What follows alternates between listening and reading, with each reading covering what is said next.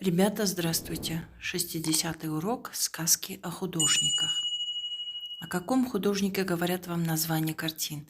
Иван-царевич, На сером волке, Богатыри, Снегурочка, Царевна-лягушка, Спящая царевна, Аленушка, Витязь на распутье, Ковер-самолет, Баян. Конечно же, автор этих прекрасных, замечательных сказок Виктор Михайлович Васнецов. Он мастер фольклорной живописи, и в своих картинах он рисует героев народных сказок. Прочитайте отрывок из стихотворения «Зимний вечер» Александра Сергеевича Пушкина. Кто это они? Кто это она? Что она делает?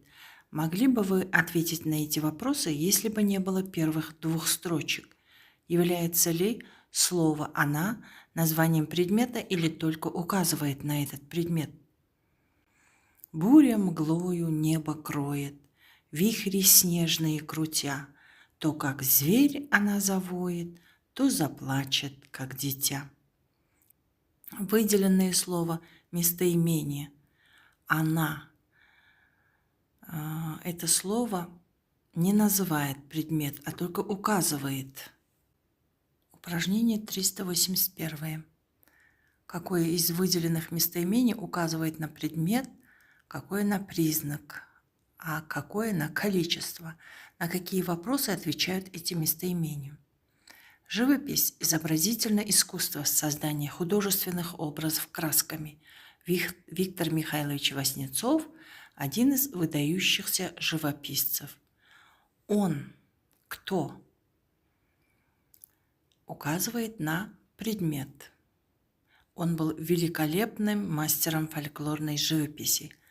В своих картинах изображал героев народных сказок. В чьих картинах? Своих. Заменяет прилагательное. Несколько картин посвящены исторической живописи. Сколько? Несколько. Заменяет имя числительное. В русском языке есть слова, которые употребляются в речи вместо существительных, прилагательных, числительных. Орыс тілінде балалар зат есім, сын есім, сан есімнің орнына қолданылатын сөз табы бар. Ол местоимение есімдік. Например, цветы поставили в вазу и налили воду, чтобы они не завяли. Здесь слово «они» заменяет существительные цветы, указывая на предмет. Бұл жерде «они» деген местоимение есімдік. Цветы, гүлдер деген сөзді алмастырып тұр.